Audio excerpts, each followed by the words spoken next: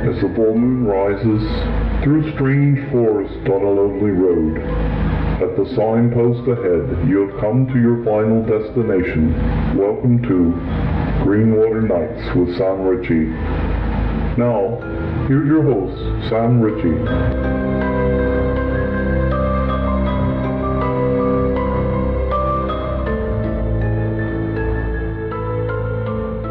Hello, my name is Sam Ritchie, and you're listening to Greenwater Nightz, broadcasting deep within the recesses of the Cascade Mountains, where normal and bizarre blend together, and what is taught as fiction, and where myth now becomes reality. Welcome to the world I live in, along with my friends, where the Bigfoot and little people are real, and ETs and UFOs abound, where strange lights and orbs appear, and yes, even portals opening up to reveal other worlds. An area not for the faint of heart, but for those seeking the truth, and in the process making astonishing discoveries about ourselves. Last month I was contacted by a couple in Louisiana, Alta and Chad Dillard, who wanted to share with me their story, and as Alta calls it, the high strangeness that has followed them over the course of nearly 30 years. As I delved into their information, I was struck by the similarities of their experiences with what we have encountered in the Cascades that include synchronicities, orbs, missing time, and even shapeshifters. Their story goes a step further, however, in their being abducted during one of the missing time events, and later remembering being on a ship in space. What follows now is my 2-hour interview with Alta and Chad, and I promise it's beyond amazing. Hello? Is this Chad? I put my headset on. Okay. I'm here. Hey, Alta, how you doing? Wonderful. Chad, are you? All right. Well, I wanted to get into your story, and I didn't have a complete brief introduction for you guys. I did look through your bio and everything, and it's quite a story. I think part of it is just letting you guys kind of relate that. 2 words that keep ringing out to me from you and from the stories is all about high strangeness. And I think it's best to let you guys talk about it. And I'm also interested in the story because it seems to relate to a lot of things that we've been experiencing out here in the Cascades. And so there's a lot of similarities, some things that may not be quite as similar, but it seems to all point to the same thing. Everything's connected. That's one of the things I find. So we had a pre-discussion before we got on right now with the interview, and we're going to go through the fast track version, I guess, of your introduction and about the parts that kind of explain your story. But then afterwards, we're going to go into some new information that you guys want to talk about. So, Alta, I guess you're going to be the spokesperson at this point? Well, only maybe by virtue of age. Oh. Chad's pointing at me. Ladies first. I'm trying to be a gentleman. What I want to do is connect the fact that every time someone's involved in the high strange, and of course I'm going to allude to the fact that it had something to do with ETs, abduction, or things along those lines. It seems to start at an early age. It just, they didn't pick someone at random, you know, and all of a sudden, like some adult says they sucked them up in a ship or something, or there seems to be a connection that goes back early on, even to childhood, and possibly before that. So I wanted to kind of establish those connections first and let you go ahead and talk about the early years and maybe involving your family. Okay, so again, I'll kind of start this, and then Chad will interject his portion of his experience from his childhood. Mine starts, I happen to be, now this is everything I've been told. I've had a lot of mystery in my past. My mom crossed in 1997. She was really my only family. I don't even have a reference, anyone really to talk to about the past or what have you, to fill in any of the blanks. So what I offer you is what I've been told. And what I was told is that I'm from the Southwest, originally born in the latter 1950s, and that my mom claimed, I'd like to also interject that this was a subject that I found extremely embarrassing at the time. Now, I'm not at all like I used to be. Mom always said you got to know better to do better. And so that's kind of, I've progressed, I feel, in that direction. But used to be that the subject of anything out there, whatever that meant, space, the words aliens, ETs, that's not my necessarily language. But UFOs, any of that kind of conversation, I had no interest in at all. And it was almost to the point of where that subject, when I'm very young, it came up and I found it extremely embarrassing. And I thought my mom was crazy. And my mom was far from crazy. And she never trusted a lot of people because, again, she had a lot of mystery in her life. And so she only shared this very briefly. But I remember that the times that she did, I'd crawl out of the room and I'd go hide someplace or what have you. So, and what she would share is that she claims when I'm a baby, I'm the only passenger in the car. She's the only adult. She's the driver. And she says it's during the daytime and a small metallic UFO or craft came down out of the sky and stopped her on the highway. Now, that's the point now I'm crawling away because I'm just sure she's crazy. And so I don't have any more reference than that. But if any kind of truth to what my mother was saying, and I find it very strange that she would make something like that up, because this would have been in the early 70s, late 60s, that those kind of conversations she was having. That would seem to be my beginning. Again, just that portion of it is the only thing that I understand. And Chad, who happens to be 10 years younger than I am, I'll let you all do the math. You want to share your... Yeah, one of the, I guess, first memories of anything strange going on. I'm originally from Arkansas. My dad and uncle and grandfather, they were farmers there together. And there was a soybean field just right outside the house. I mean, connected to the yard pretty much. And right outside the house, maybe just a few yards away, there were these 3 burnt circles in the middle of the crops. I believe it was soybean at the time. And I remember, going out there with my dad and my uncle and my grandfather, and they were looking at these circles, and they're all pretty much, the same width, like 14, 15 foot, circles. And they're just like in a row. And they had never seen anything like this before, and they'd been farmers all their life. And I just remember them, being very confused and, just what the hey kind of thing, And I guess this was when I was like 7 years old at the time, maybe. And that was kind of our first, my first kind of experiences of anything strange. My dad did have a couple of places that he lived that, had some very strange things happen. I wasn't there at the time, but my dad and his second wife and their son, he adopted him, but her son, and they all go out, and then when they come home, it's like the whole house is rearranged. I remember him telling me about that.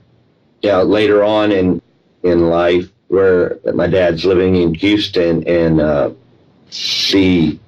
my little brother, from my same mom, he is home alone, and he said all of a sudden that the house started just kind of like shaking. All the doors in the house just start shaking, just the doors. And he said he freaked him out, and he went outside and just kind of sat on the curb until somebody came home. But I didn't really have anything happen until, major personally that I can remember happened until later on in life. That was interesting. You just mentioned a couple of things. These circles that you were talking about. Now, we're going to distinguish those from crop circles, which is usually where the plants are bent over in a pattern. They're not damaged, but there's something electromagnetic that pushes down. What you're referring to is actual burn marks, right? Into the circles? Okay. Right. Was it in a pattern like circles in a row or circles in a triangular pattern or that you know of? Or they were right in a row. They were Yeah, they were in a row, like bam, bam, bam. Straight, three of them, or three? Three. Okay. Three seem to be an interesting number when it comes to either a landing pad or a tripod ship or something. I found that fascinating about the rearrangement of the furniture. The first thing came to my mind, it says, I'm a big believer in alternative realities, shifting from one to another based on who we are. We wouldn't know we're shifting. That's just kind of interesting because it's like, the story of the Mandela effect and everything seems to fall right in that a little bit. But how long were they gone before they left? The furniture was a certain way, and what was the time period before they came back? Was it just immediate, or like within a half an hour or something? I know that he said that it was a short time, that it would take like an army of people to come in to do all this kind of stuff. It would take a lot of people. The whole house was rearranged. It would take a lot of people to come in, because he said that they weren't gone long enough for all this to, take place. It would. So I find that these entities, or whatever they are doing stuff like that, do things in weird ways to get your attention, and that certainly would get your attention.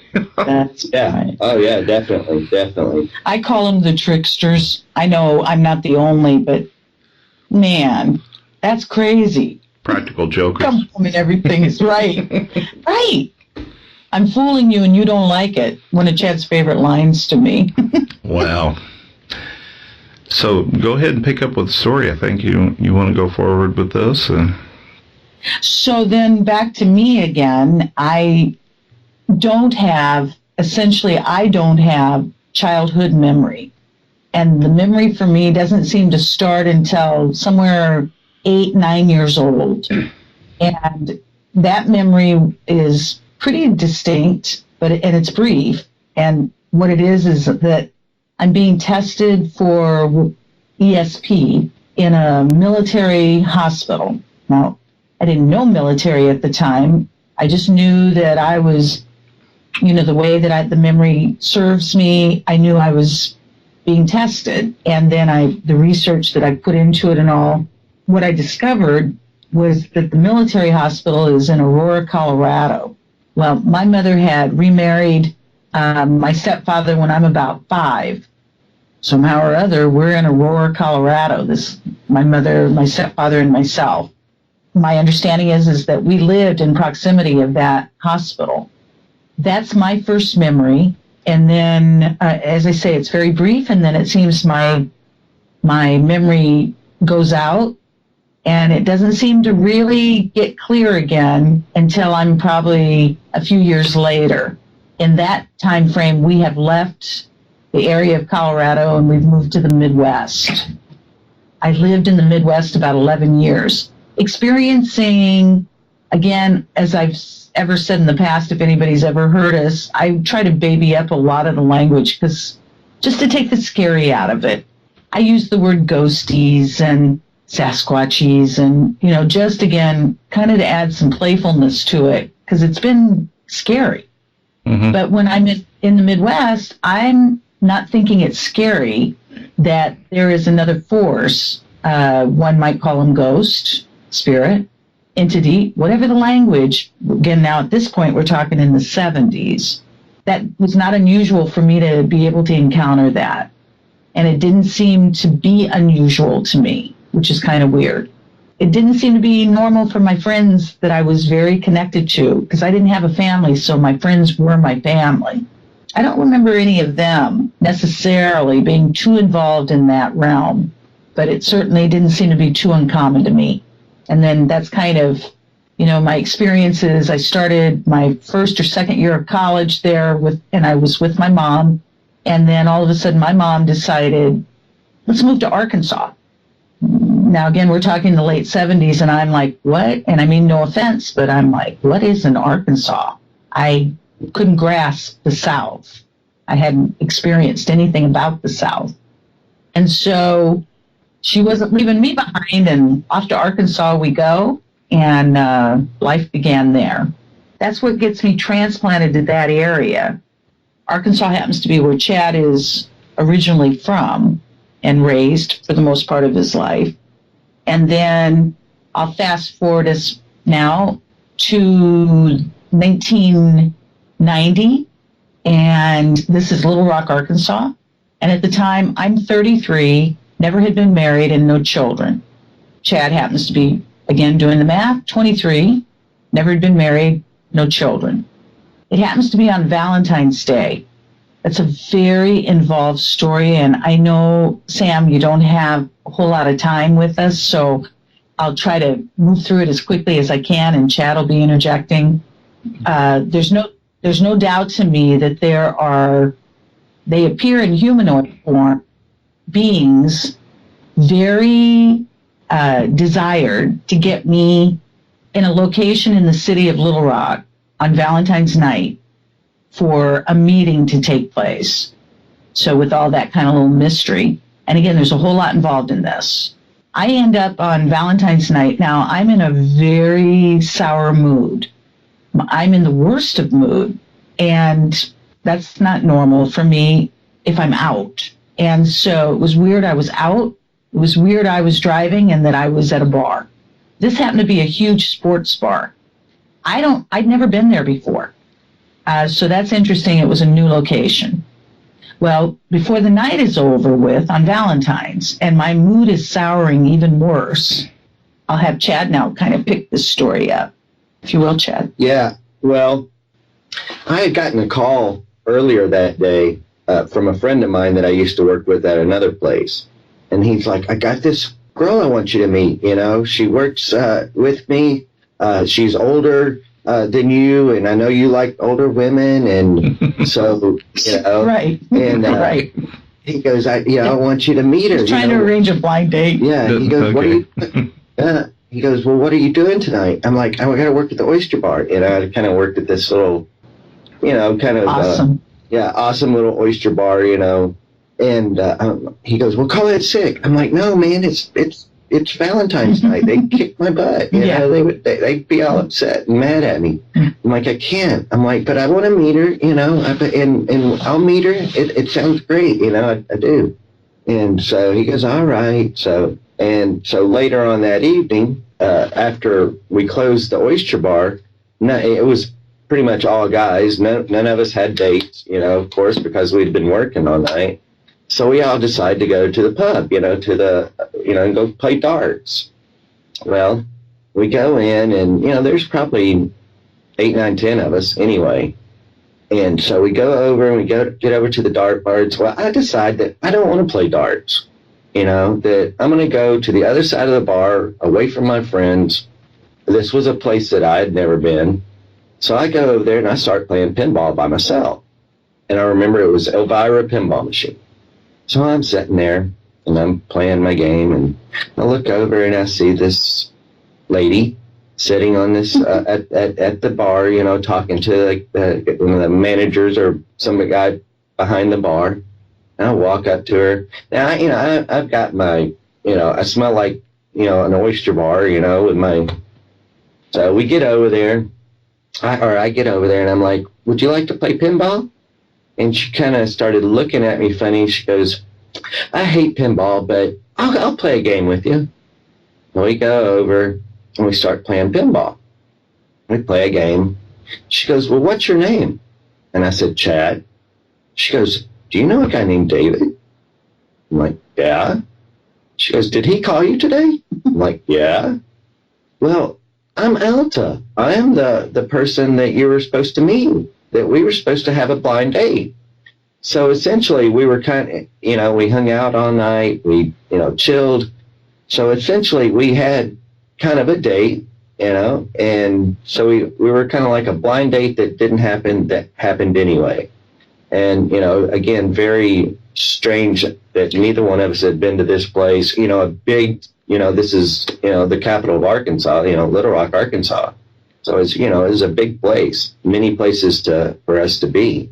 So again, a whole lot of high strangeness prior to what he just shared with you that got me to that spot in the first place. And then now, just to kind of wind that up so we can move forward, we discovered within 24 hours of what I've always used the word arranged. And I've was never with a slant intended for anybody to think differently about my love for Chad and all that is involved in. But arranged, as far as I'm concerned, absolutely it was. And just to add to that mystery, we discovered within 24 hours that his grandfather, who had passed before I came into the picture, the world knew him as George. That's his middle name. Chad knew him as Papa.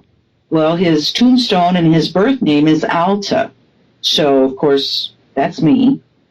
That's beyond bizarre. It borderlines very creepy for me on many levels, just from the fear factor of I've got a lot of mystery. And I've never heard a dude with my name before. Wow. And you don't hear my name very often. And then just to add off to that, his last name is Duncan, and that's my mother's. So essentially, I'm told I'm a little mixed Indian girl, Caucasian, out of the Southwest. Chad's a little Arkansas guy out of Arkansas, with our understanding no Indian at the time in his family, and me no Arkansas in my family. And here is this very strange connection. So I want to interject really quick. You are set up with a blind date with Chad, but from the sound of it, it sounds like you didn't really go on it, and you just so happened to go to the sports bar. Is that correct? Well, I didn't just so happen. There's missing time involved with these beings assisting me in going to that sports bar. What I do know is that I got there with these two humanoid, looked like the most beautiful men I'd ever seen in my life, none. And when we got there, now I'm checked out from meeting them in the original location to the sports bar. There's missing time there. Like I said, it's a very involved story. Okay, right. And I'm just kind of gleaning. So it's like he just so happens to be there, but he works there. No, he worked at an oyster bar. I worked at an oyster bar. We decided in this other part of the city. Yeah, after the oyster closed, and Chad had never been there before either. So wow. Now what? I said, let's go play darts. Yeah, what possessed you? Well, I don't want to use the word possession. Okay.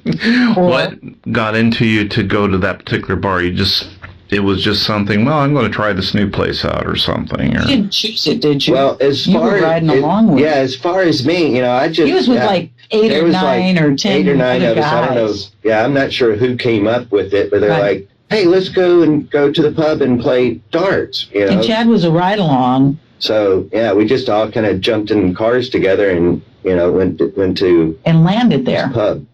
Wow. And then about the names, for instance... I run into this all the time. It says it goes beyond the laws of probability. As a matter of fact, it's what's going on here is synchronicities. They must have mastery of past and present, future to be able to orchestrate all these things together to come to place. And obviously with the names, this must have been something planned a long time ago, for instance, that even the naming of a past relative is tied into the story to make sure that it's the same name you have. So it does make you think that there's a big plan going on here. So you guys met in that part of the story. Go ahead with where you go from there. Okay, so within me understanding of this name connection to his grandfather, again, I just out myself just so you can hear the story, and the truth is that it scared me so bad inside internally, is at that very moment then I knew there was something so much bigger going on than I could wrap my little pea brain around. And if I thought I'd had mystery before this, now all of a sudden this is like smacking me in the face. And instead of just being able to go with the flow, I was in shock inside, and I just said, nope, I'm not doing this. This is too big and too scary for me. So I disappeared. For, I think the common language now is I ghosted him for 3 months or something to that effect. And it was just moving out of fear. And then all of a sudden, like 3 months later, there's that 3, because we understand this connection with 3. All of a sudden, it was like a switch went off inside of me, and it was Find Chad. And I didn't stop until I found him, and I found him long distance. And And then we got reconnected under, again, very bizarre circumstances. And at that point, just started moving on with our lives. So this is in 1990.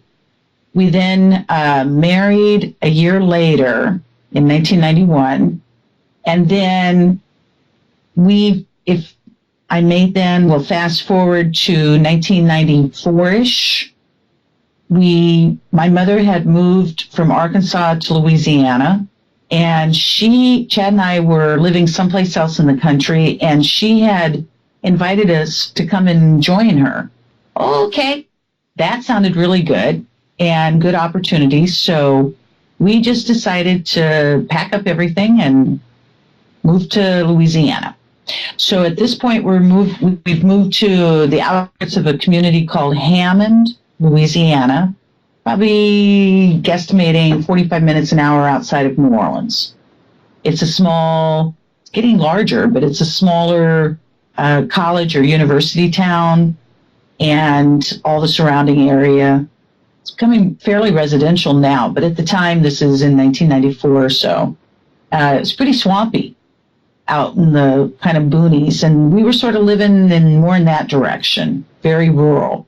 I'll have Chad now pick it up on our first experience together with a craft. That's the only way I know how to describe it, a UFO.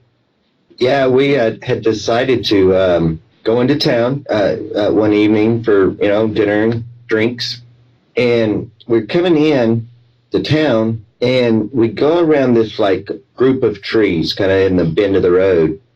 And back behind this group of trees, they were pretty good-sized pines, is the local, Walmart shopping center. Super size. Yeah.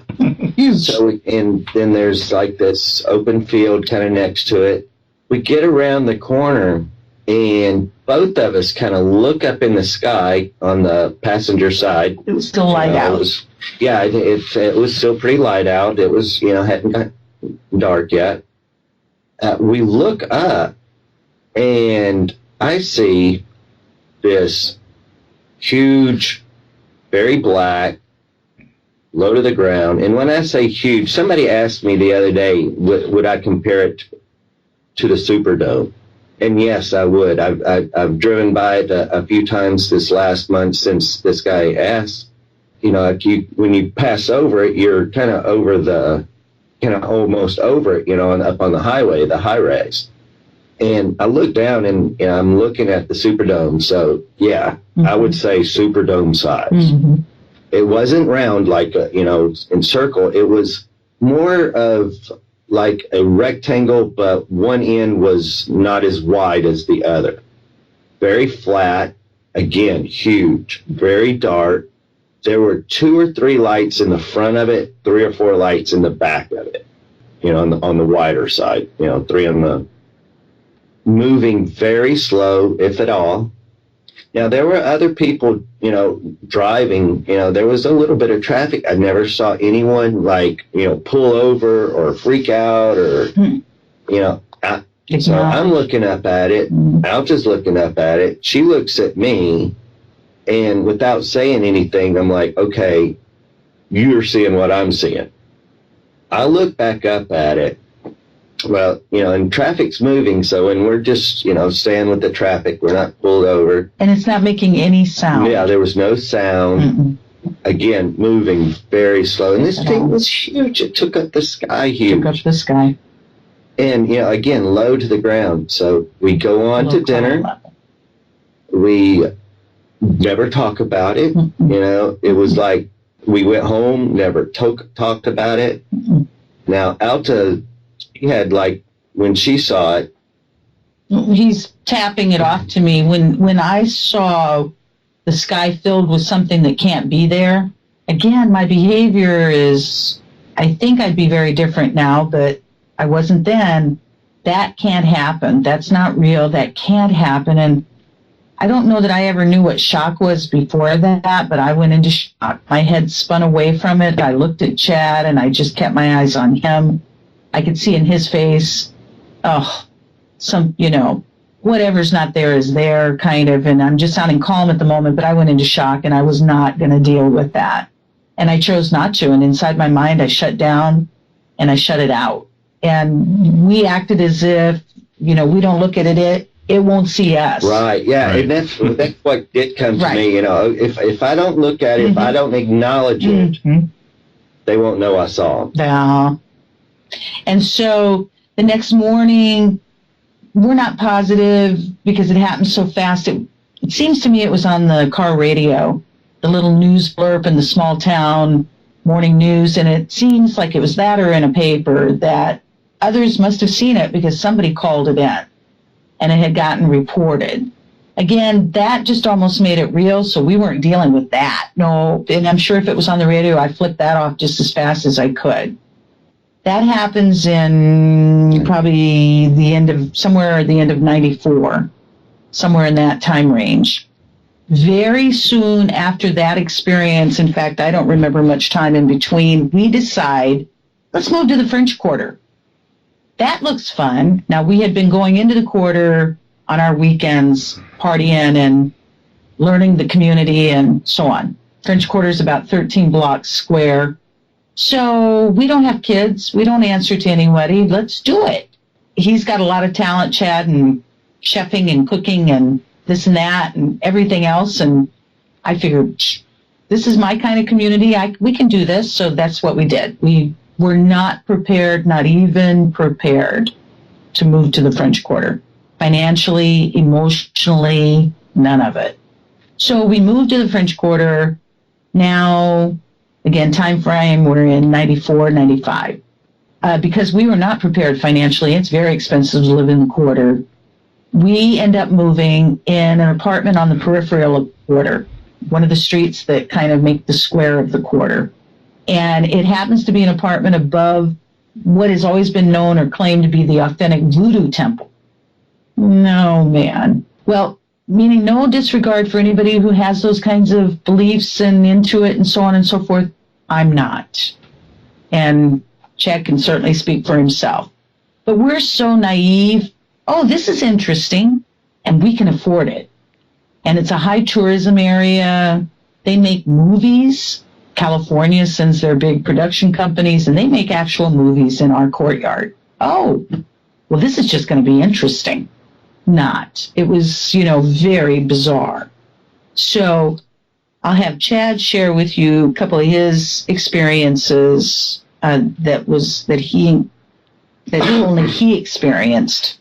Yeah, this was within the first week or so that we were living there. I'd gotten a job as a waiter in one of the nicer restaurants on Royal Street. I'm laying there in bed. Alta and I are laying there in bed. We're asleep. I kept feeling like something was crawling on me, up on my chest, kind of around my rib cage, my heart area. And so I'd go up and I would scratch it, and I'd go back to sleep. And, this happened, 4 or 5 times throughout the night. Now, if it was something, crawling on me, it would be in different places, it wouldn't be the same spot every time. So it kind of freaked me out. And I had dug, a couple layers of skin off my, on my chest. I'd made a sore there. So, I get up and go to work and, start my day. I get to work and this memory starts coming back to me. And I remember, laying there on the bed, I could, I'd feel the tickle, or the something on my chest, and I'd go up and scratch, and, I'd open my eyes, and I could see this this was horizontal, above me, this very short-statured, African-American looking person floating above the bed. He bare-chested. He had some hemp and some beads on, very short afro. Now, I could only see him from his waist up. From his waist down was like a mist, cloudy kind of thing. And he would take his finger and tickle me right there on my chest. And, I'd wake up or as I was waking up, I could see him, pulling his hand back. And then he would just fade off. Again, this happened 4 or 5 times throughout the night. I go on and do my shift. You know, I don't tell anybody. I don't say anything. But I get home. Now, Alta's already at work doing her thing. I get home, and Alta being Native American, she's always had the burn, you know, the sage and the sweetgrass and the cedar and everything. And, you know, and her abalone and her sacred feathers. So I get it, and I get that thing just a-going. You know, it's smoking up the house. You know, so I'm walking around, and I'm like, okay. I'm like, I don't know who you are. I don't know what you are. You don't have to leave. And, you know, I'm going to clean this place up. I'm going to paint the walls. We're going to have a nice little place to stay. Just leave us alone. Never had any other experiences. About 2-3 months later, another couple had moved into the little efficiency apartment downstairs. And they start bringing out, they had been married by the voodoo priest. Now, he had died a few months maybe before we had moved in. So it was just the voodoo priestess there at the time when we moved in. They had been married by the voodoo priest. So they start bringing out their wedding pictures. And they're, you know, showing us the pictures and the pictures.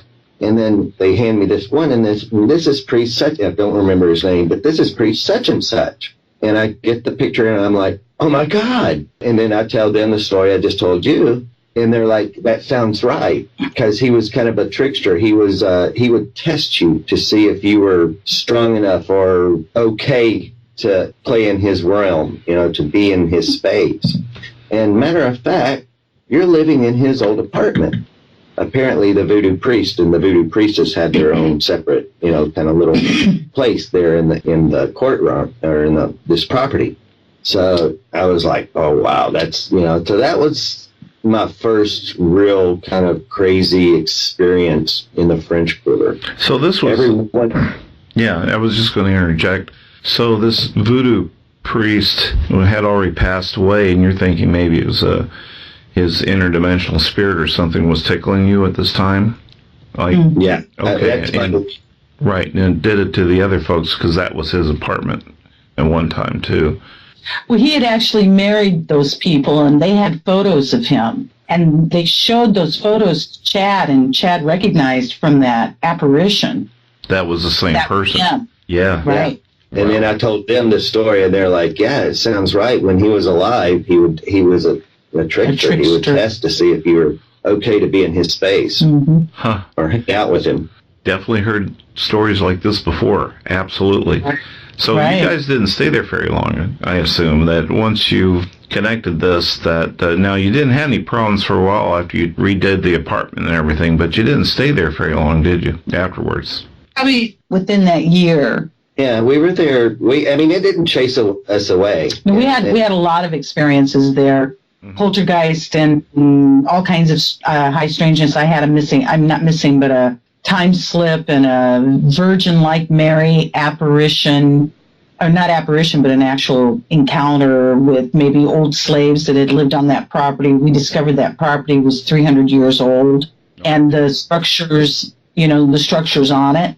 If I might, then we'll move. I would like to add this because it's become very infamous now, this particular apartment. Now, the Voodoo Temple draws a lot of attraction from all over the world. It's high tourism, again, the movie companies and this and that and so on. But this part of it is just horrendous. And we lived there in 95 and 2005. A young couple moved into the apartment. Short story on that. You can look at the book. They've written a big book about this and doing movies about this apartment. It's called Shake Off the Devil or Shake the Devil Off is the title of the book, and it's about this young couple, and it's a murder-suicide, horrendous murder-suicide. It takes place in that apartment. Yeah, this was right after Katrina. Right, 10 years later.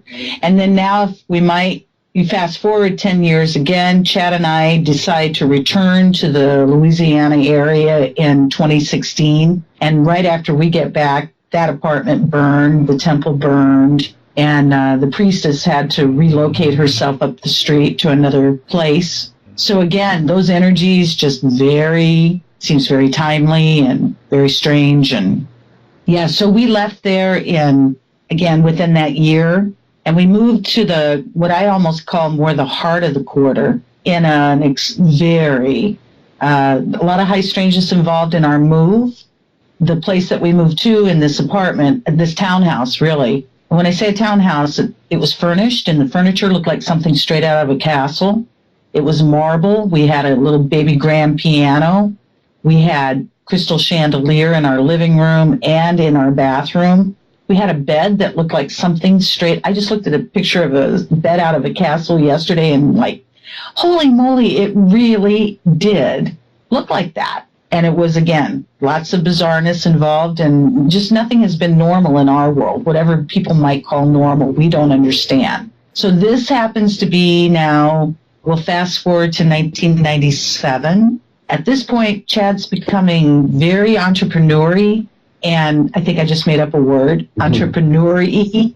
And he's doing his own thing and doing quite well, and started a cleaning business and handyman sort of, and just very well known and liked. And I've become a reader, a professional reader in a shop that started in 1929, and it's a family-owned business. They bring me on board, and now I'm doing very well. The shop that I worked in, this family owned 2 shops in the French Quarter. And like I said, they kept it that way from 1929 until 1999. I worked in one of these shops, and our townhouse was just a couple blocks away from the shop, just to set this story up. So this is 1997. Sam, is it good to go forward, or? What I want to do now, and I'm a little bit familiar with your story at this point, because you're getting to what I call one of the high points of what's happened to you guys right in New Orleans, and I think this part is a very fascinating story about that evening. Yeah, and I want you to kind of pick up from there, talking about it. Okay, so again, Chad pointing at me, and I'll just start it, and we kind of do a dance with this back and forth in our experiences, because they're very different. We moved in 1997 to this townhouse. It's only a couple blocks away from the shop that I worked in. So in May of 1997, my mom had planned to relocate she'd left Louisiana, moved back to Arkansas. Chad and I stayed in Louisiana. 1997, now she's decided she's in poor health, and she's decided she misses us, we miss her, and she loves the French Quarter. So we pre-rented her a mother-in-law cottage in our courtyard. We had this amazing courtyard, just this amazing space. And she was going to come and kind of surprise me for my birthday and relocate, and life was going to get on with it. Her and Chad extremely close, and my mom. And, it just didn't work out that way. For whatever the fates are, she actually died on that day. And I might add, she died, I always share, she died on my birthday to the minute she had told me I was born. So that was too big for me, and I had a very difficult time. And Chad did as well, but he's much better at staying on the ground emotionally. I was in a very dark place, and I was sinking. And but I continued to work and in this shop, and Chad continued to try to carry on his experiences and keep us going and so on. And now this was in May of 97. So now here we go, about 3 months later. You fast forward about 3 months into around September. September is kind of noted, or used to be kind of noted, as a slower period in the French Quarter. But the French Quarter never stops. It's a 24/7 party, lots of conventions. It's always going on. So now in September, they've hired, the family that I work for have hired this young woman. At the time, she was 24. We call her Christine in the book. She had relocated from another state. Actually, she had been living around the ocean, and she had moved to the French Quarter. Her personality type, she was tall, slender, long blonde hair, gregarious. She has an amazing laugh, a very happy person, with also very intent perimeters. That's kind of words coming to me about who she lets in, and she picks and chooses very wisely for herself, seeming to understand her energy and who she blends with.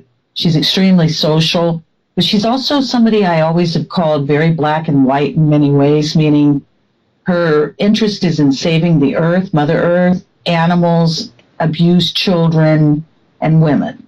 And she's very involved in that, always seems to have been. So just giving you her background, from the time I meet her, I always have said, and I'm not speaking for her on this end of it, but she has given us permission to speak for her because she has always, maybe very wisely, who knows, whatever it is, her decision to never go public about this particular event or what I'm sharing with you, but has given us permission that I had her do it in writing as well to speak on her behalf.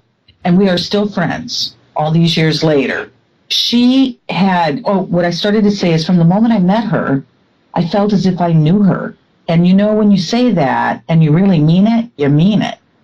I knew her from something else, somewhere else. She just felt like family very quickly for me. I don't know that that was her, in reverse, but certainly on my end of it. She also, and her and Chad got along very well. She knew that I was in a very sad place with the death of my mom and struggling. She asked me one night if I wanted to go out and have dinner and drinks in the quarter. And I accepted. And then I said, let's call Chad. I know he'll want to join us. We want him to join us. That's just how it started. The evening began. He got cleaned up and walked over. This was all going to be on foot. It was going to be spontaneous with no plans. We were going to start on one end of the French Quarter, as I said, about 13 blocks square, and just work our way across the quarter. He meets us over at the shop. I remember us coming out of the shop, the three of us. She had the keys. She locks the doors. Somewhere around 9:30 is when our night began, 9:30 p.m. I do remember also, not exactly the words, but the feel of that experience is when we stepped out of the shop, I remember feeling strange and the energy felt off. And I think I uttered those words, and I don't go around normally doing that unless it does. And that particular night it did. And I remember Chad and Christine both acknowledging the same. They thought something felt weird too. And that was all there was to it. We didn't carry on about it. And off we went, go have our night. So we start off on one end of Bourbon Street, the famous Bourbon Street. I'll have Chad pick this up, but let me lead into the fact that I remember also taking note really quickly, where is everybody? It was like people were missing. It was like, we weren't thinking nothing high strangeness, paranormal, none of that. Just like, where is everybody? You're trying to have a party and nobody's showing up. Now, as I like to say, there were a few scragglers. It wasn't like it was completely abandoned, but it was very, now we understand, Twilight Zone feeling. I'll have Chad share with you our first experience. Yeah, the first place we go to is a place that I used to work at. We knew the band, we knew the bartenders, we knew the wait staff. So we're going to start there first. Well, we get there, there's no band. Matter of fact, there's no patrons. The only person in there working at the time is the manager. Now, this is on Bourbon Street. And it's huge. And this is a place that's always going on, We're sitting there and there's nobody. We get up and we start talking to the manager. I knew him. He was a Mardi Gras Indian. So he takes us up, shows us his regalia, his costume. And we just, nothing going on. So we just left. We were like, okay, well, thanks. All right, bye, Let me interject. He made us a house drink. Okay. All three of us remember the drink, getting the drink.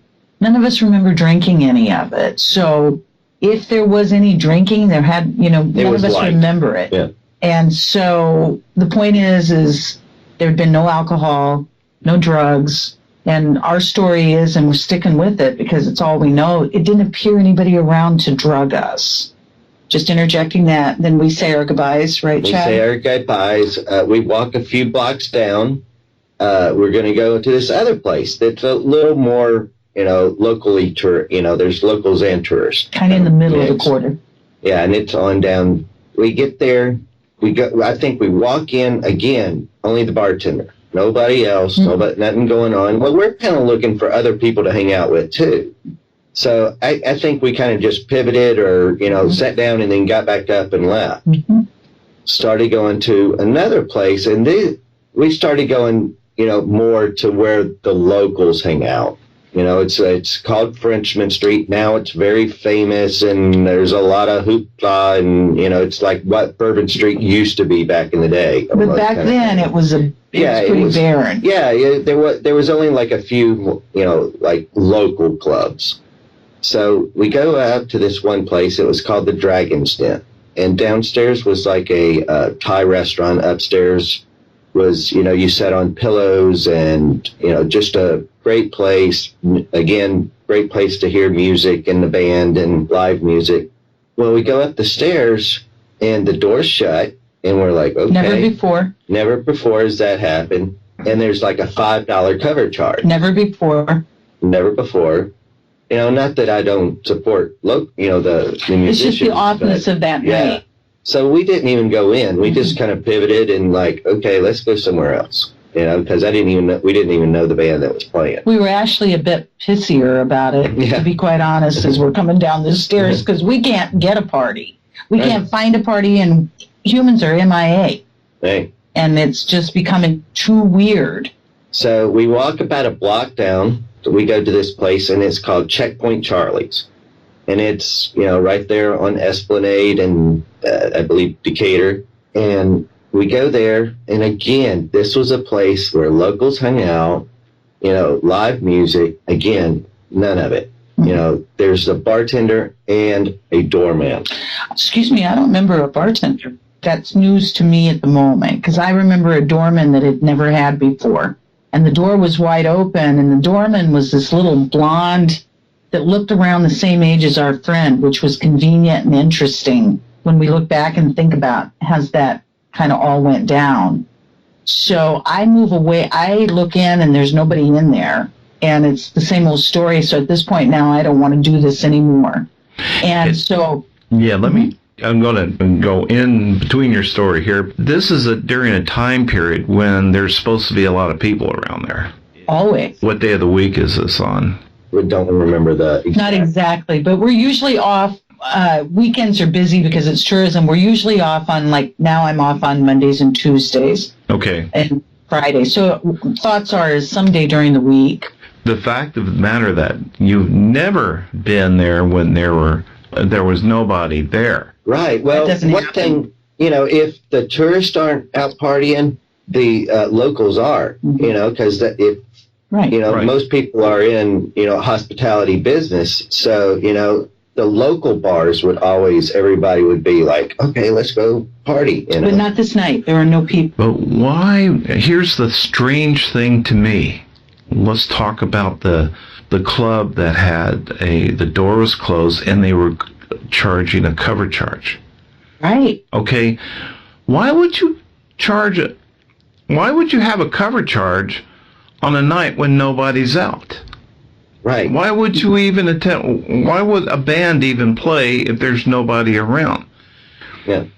I have my suspicions. As a matter of fact, when I first heard your story, and I've heard this before, and I'm bringing it out on my show, but there is something that came to mind that I'm going to share with you as I was hearing this whole story, and I'm going to share it with you after you're finished talking about this whole thing, and with an idea that I might have. So go ahead, and so you got to this club, and then you're getting frustrated, and I'll tell you don't feel like staying out anymore, so I'm going to let you pick it up from there where you last left off.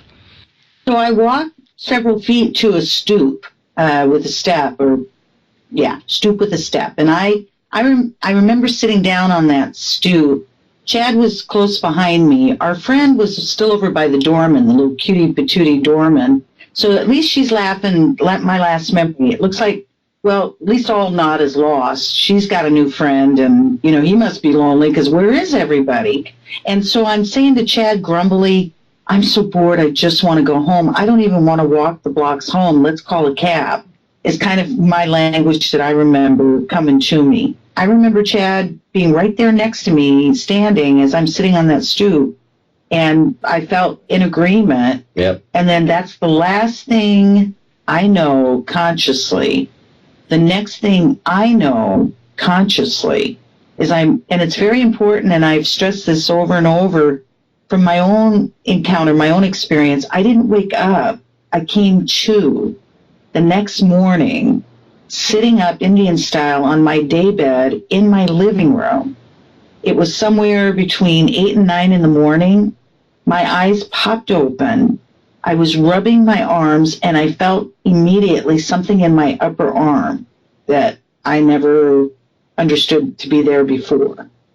And I'm also the only one out of the three of us that would seem to have what I call memory of the in-between. I have no memory of coming off that street, off that stoop, and I have no memory of being returned home. But I have a full-blown account of something in between. And then, for the story's sake, Chad, when I came to, there's a whole lot to the story, but speeding the story up, Chad is the only one in my house with me, thank the heavens, but our friend is missing. So that's always been very important as well. That seems, oftentimes they feel to not get registered with folks. She's missing. And last I knew, she was visiting this little cutie patootie on the street corner. We're going through all kinds of unbelievable trauma just with that. And it took 2 days. I happened conveniently, because there's a whole lot of convenience in whatever one's labels are to what's going on with this, but conveniently I did not have to work for the next couple of days. Well, that was good and that was bad, because for 2 days, Chad and I dug in, and we didn't surface, because beyond terrified, just beyond all of that, where is our friend? Where is she? She's not surfacing. Now, we didn't have cell phones, but she's not calling and she's not showing up. And so we go through all of that. We get through it, then I got to go back to work and I got to pretend like nothing's happened. Well, you can't do that. But I did. But I'd already had my mother die. I'm just so traumatized. So I go back to work, and thank the heavens, she's at work. Now, the only thing that makes sense to me, who knows, because I've discovered I know nothing, is that maybe the age difference between us. At that point, I had just turned 40. She was 24. Maybe it's just that attitude, that difference in, maybe because I had already gone through this huge trauma over my mom's death, and I'd had a very traumatized kind of life. I don't know. But she handled it, and always seems to have handled it like a champ that night. She says she knows something happened.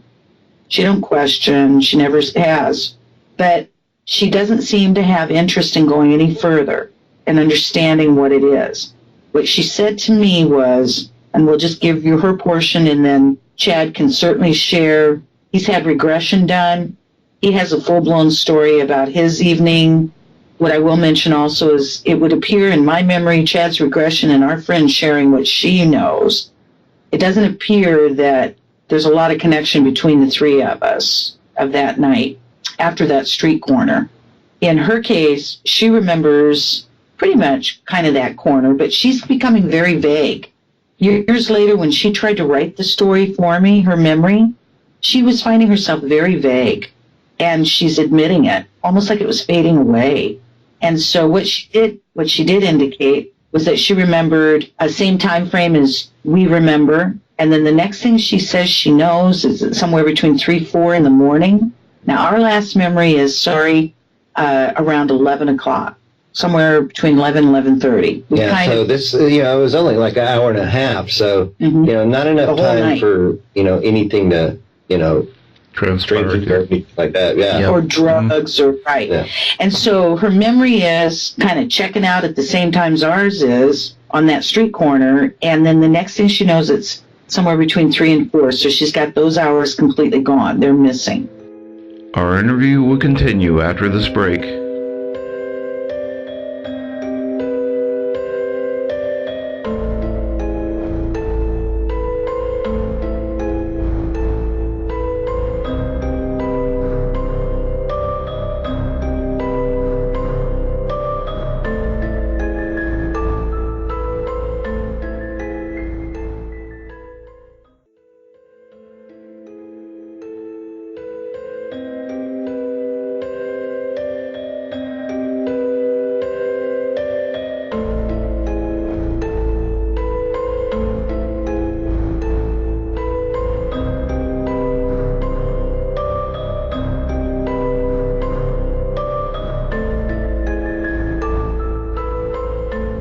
Welcome back to Greenwater Nightz. Our interview with Alta and Chad Dillard will continue. What she knows is she's behind the steering wheel of her moving car. It's moving slow. It hit a parked car and it knocked off her rear view mirror, which she says is what jolted her too. The other, besides terrifying fact of that, is the car is in another part of this town or city than where she parked it that morning. One more to add to the list of terrifying and unbelievable and crazy is that the car seems to be driving itself, and then she gets control of it to some degree. She ends up in what I call the hood, in a community, in a town, in a part of the city she wouldn't be in on her own, certainly not at 3, 4 in the morning, all by herself. And she ends up at a house. There's a whole lot to that story. I call him Dark Boy. I call him Wolfy Boy. She claims to have had an encounter with a guy she dated for a minute in her life right before this happened to us, the 3 of us on that night. She claims that he turned into a wolf right in front of her face in broad daylight, just a couple of inches in front of her face. It happened a couple of times because she was breaking up with him. And now she doesn't talk this way. Please understand, she doesn't talk this way, whatever that means. She doesn't. And the only thing that I've ever been able to account for that she would have shared that with me is knowing that I'm of mixed blood from the Southwest. Interesting, though, I've never had that happen to me that I have awareness of. But again, I have a lot of memory gone. She indicates that she ends up back at that dude's house. That's where she goes to. A lot of creepiness to this, because that's not something she would do. There's a lot more to that story. But again, if you're interested in Chad's regression, he had encounter with several different types of beings. In my memory, the being that I'm with is not one of his, and none of his are with me. I seem to also be the only one out of the 3 of us that has, my word has always been unknowns. Everybody else calls them implants. I have 2 of them that I know of in my arm, one in my up arm, and then I had another experience with one in my wrist. I call them unknowns because, well, the one in the upper arm originally, I have no memory of it being implanted. I only know that it was very clear and very distinct the next morning when I came to in my house. And there's a lot more to all of that story. So, boy, there's a whole lot, and I'm, not sure what you're interested in or what you'd like us to. I'm actually familiar with the story of Christine as she got in the car and she goes to this place that she wouldn't normally go in the middle of morning like that. And the Wolfie book, the one you referred to, Wolfie Boy.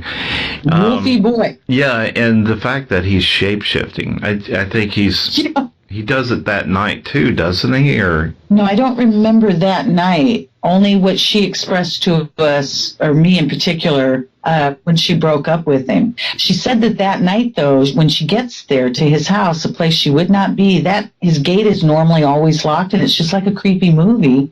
On that morning, it's wide open. She goes up in. She says when she gets up into his porch, he lives in this old whatever it is that's turned into apartments maybe, and he's got the downstairs. Says the door's wide open. She goes in. He's under a light playing a guitar. She says he stops playing guitar and says either I've been or we've been waiting for you. She says he puts the guitar down. She says she starts to become kind of, it sounds to me, controlled hysterical because I've never seen her in that condition before. But she starts to cry. She says he needs her in. She said the next thing she knows, she's laid down. She must have passed out, is her words, or went to sleep, because she said it's a couple hours later. She said the sun is just starting to come up, and her eyes, she wakes up and she realizes, she says she's dressed. Doesn't appear anything's happened to her. But she said and I cleaned the language up, she got the F out of there and she never looked back. And that pretty much is how this story ends with her, I think, at this juncture, right?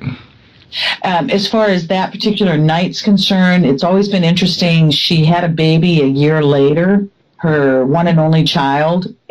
He's quite amazing. He's now 22 or 3, whatever that is, college, and just crazy amazing. But she started sharing with us. We became long distance with each other, and she started sharing with us when he was a baby, 2 and 3 years old, encounters with, I'm not sure that she'd use the word aliens or ETs, but that's certainly what was indicated. And then we discovered that he and I, this baby and I, when he's 2 or 3 years old, are having some shared dreams. Me and, at that time, Alabama, him in Colorado. Me, grandmother age, and this a baby.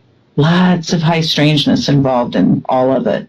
So I personally feel their story continues. That's just me, whatever that means. But certainly she indicates. Yeah, there's a popular expression I like using on the show and before and around my friends. This is like, they got your number.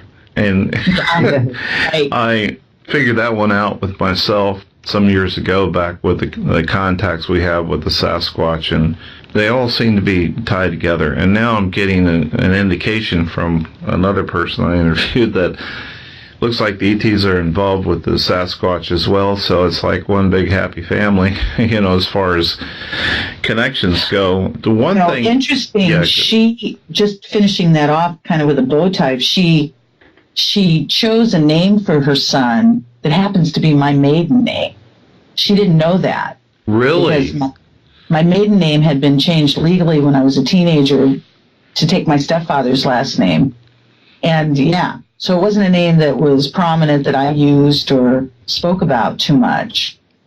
So yeah, just wow. So interesting to me. Yeah, I think there's a lot of, I think there's a lot of case of instant telepathy between us, and we don't realize it. And sometimes you think a thought and we're connected to certain people. I know that's the case with myself. Even the more you're connected with an individual, especially like couples, you see that a lot. Or like your mom, for instance, or I know in the case of if you're close to your mother, for instance, like I'll be driving along and think I think I need to call my mom. I'll pull over the side of the road, and think I want to just give her a call. And when you're calling, you find out she's calling at the same time, too. I mean, it's like all of a sudden, there's no ring. It's like, hello? Mom? Yeah. And it happens. Well, that's telepathy. That is part of that quantum connection we have with everyone. So that might explain the fact that we have these abilities. They're kind of dormant, but I think they're waking up, and I think the ETs are kind of involved in some of this and kind of speeding things along. But that's just like the names. Like, who would have known about the names? And it's just maybe there was a connection, and Christine it was something that connected between the two of you. I don't know.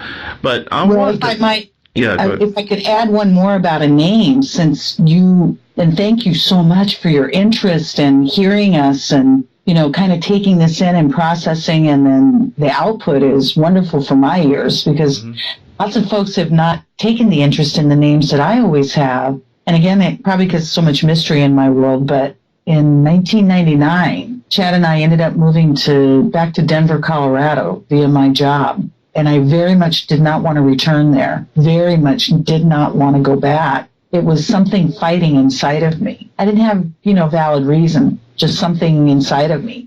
So anyhow, we end up moving back there. Now, my mom had passed in 97. I'm still struggling. I'm still having a real rough time.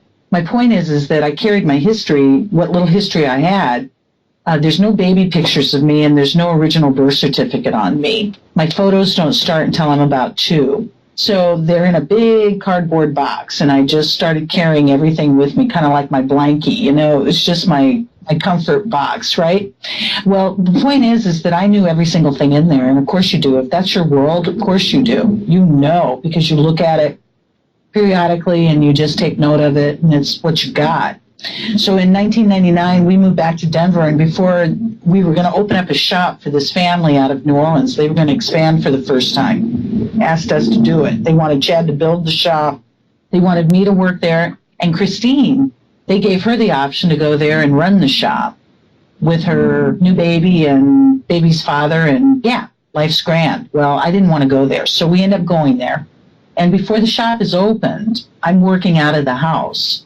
Now, at that point, we had a big old Victorian that we were renting. And I had a huge Native American inheritance, paintings, and my mother was a drum maker and weapons, and just, I had a huge inheritance at the time. And so it kind of set that all up like a big museum. And it was hard and it was beautiful. And so I went through a lot of emotion. I'm sitting on the stairs. Now, it's a big old Victorian. I'm sitting on the stairs to go up into the second story, and I'm going through that box of photos. Now, the wind-up whole point of this story, I'm going through that box of photos, and I reach in and I pull out an envelope that I had never seen before. It's a small, now it's starting to all come apart, but it's a small little envelope that is postmarked the day after my birthday. And it is in my mother's handwriting. She had beautiful writing. I know her handwriting anywhere. And it is addressed and postmarked and sent to my birth father's, or who I'm told is my birth father's sister. Now, I'm told I'm born in Arizona. This sister lived in California.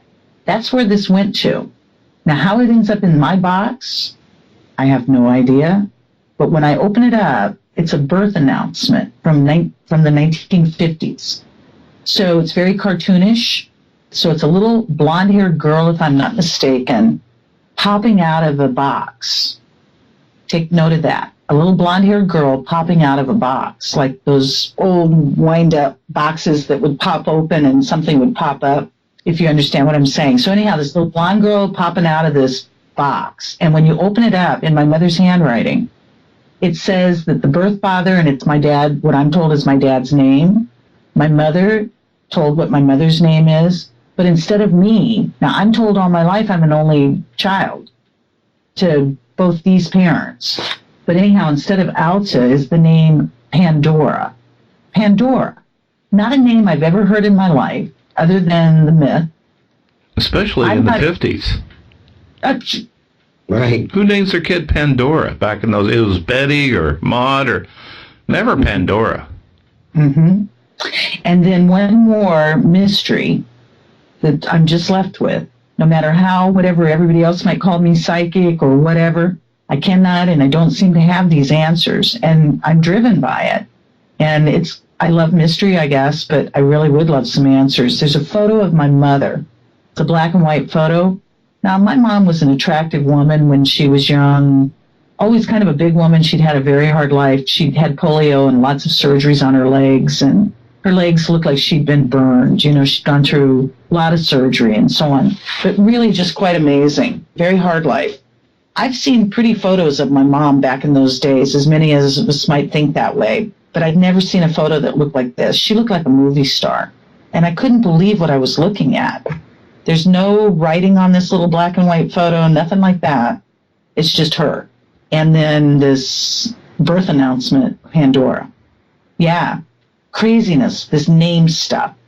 Then I might add, within months of us opening that shop in a place I did not want to return to, Columbine exploded, what I consider up the road from us. And that was all she wrote. We were out of Denver.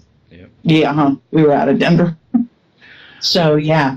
Just the craziness with that name stuff. Yeah, I was going to mention, when you were talking about the story that evening, with Christine, yourself, and Chad, and the missing time and waking up the next morning, what's coming across to me was that I don't think you guys were abducted at the time you lost your memory at 11. What it sounds like to me, and I'm just throwing this out as a possibility, I don't know if you've possibly thought about this, they can implant memories. They can, I'm thinking of the holodeck from Star Trek, where at some point that you are brought into a similar world that you're familiar with, but without the people. And that maybe this started early in the evening and not at 11 o'clock when you kind of lost time there. That maybe where you ended up was not really New Orleans, but a facsimile of it, where without the people. And with people that just seem, that's why things were strange. That's why all of a sudden there's a door that's closed and they're doing a cover charge. Things are out of place. There's a person you actually know, but they could read your memory to know that you were familiar with that person. Has possibly this ever occurred to you that maybe that might have been the case, that this whole thing was a fabrication and you were inside some kind of mind thing during the whole time? And I'm saying this was not imaginary. I'm saying this was fabricated by the ETs from the very start. So I'll speak for myself, and Chad will certainly speak for himself. I'm open to everything and all, and that's been an issue because I'm open. My brain has exploded so much and so big and expanded so big that I understand I have no answers. But I have to offer this. Years later, we got regression done for Chad, and Chad regresses, or it seems in the past, he seemed to regress very easily. And in his experience, Chad, and I'll have him share with you, what he went into the regression almost sounds relatively quickly experiencing. And if you believe in regression, or you're at least open to it, to the world, anybody listening to us, Chad seems to have an understanding of how we came off of that street. And so, Chad? Yeah, again, other people have brought that up. Did we walk into a different realm or different dimension, time? Who knows? Yeah, whatever. But we created a book called Orbduction in the French Quarter. And the word Orbduction is what I'm asking Chad to share with you. So I remember all this just like Alta. In our regression, Alta and I are standing at the stoop. Our friend Christina joins us. All of a sudden, I see this bright light coming from around the corner off of Frenchman. I get the girl's attention. We walk to the corner. About a half a block down the street, probably about 15 foot off the ground, there's this orb. Very beautiful, in the air. Very beautiful white light, probably about 12 foot in diameter. Just beautiful, pure, just orb of energy. He called it clean white. Clean, just very. Mm-hmm. We sat there for a few seconds, and all of a sudden it comes towards us and engulfs us. It takes us in. It orbducts us. Yes. My next memory is I'm walking down this corridor. The walls and the floor and everything, very metallic, very, no rivets, no bolts, no seams. You might know all of this part. And there's a little being following this little being. It was just like it had taken us away then. The regression, just trying to wind it back around to your question statement, if there's reality to this, whatever that means, we were taken or abducted. We coined the phrase for the book. We created the word for the book because there's no doubt if this is happening to us, and then the fact that, I've got these unknowns in my arm.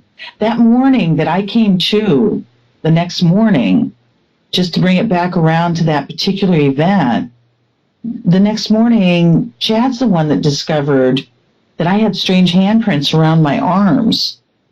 Will you share with them? Right. They go all the way around her arm, very long fingers, 4 digits. They were like bruises. Yeah. But there was no pain. But and they didn't last long. And maybe a day or two, maybe. And again, I hear this is very common language among a lot of people who are able and find the courage to come forward. Well, implants will cause a bruise and then go away. Yeah, mine's been very bizarre. And like I said, again, those handprints were there that next morning when I came to. And then the unknown has been a very bizarre experience. And then I had a second experience with a very different kind of, again, just my word, unknowns versus implant, that is in the same arm, but it's in the wrist, but very different. And so that's just been this experience that I feel real strange about, because it seems I'm the only one, and I don't want to be the only one. Thank the heavens for my sanity, because if it had only been me having that night of abduction, if it had only been me, I'd have been absolutely convinced I'd lost my mind over the death of my mom and what I was experiencing. But there was not only me and a husband, but a friend and coworker who's no blood. You're in good company, people that have gone through very similar experiences on with the implants. It seems to be a common experience that once they are abducted or brought on the ship, that the implants take place. It makes you kind of wonder just the purposes, I mean, that's one thing that's just puzzling to me. It says, There could be a plethora of reasons why they're doing this, abducting people, or in your case, or abducted, or it's an abduction. But I'm also impressed with the fact, because I am familiar with that part of the story, Chad, when you're on the ship, with the regression, can you briefly describe a couple of the beings that you saw there? And then right afterwards, I'd like to have time to get into some stories, Alta, that you want to share about your time in Madrid. The first being I saw, I was following this being down this corridor. He was maybe 3.5 foot tall, big gray bulbous head. I only saw him from behind. I never saw his face or anything like that. He wasn't like the little thin grays that you see on TV. He had substance. He kind of waddled when he walked. He was dwarfish, or like a small person. My next memory is I'm in this room and it just seems infinite. It's very, very dark, but it seems just, infinite. Again, big.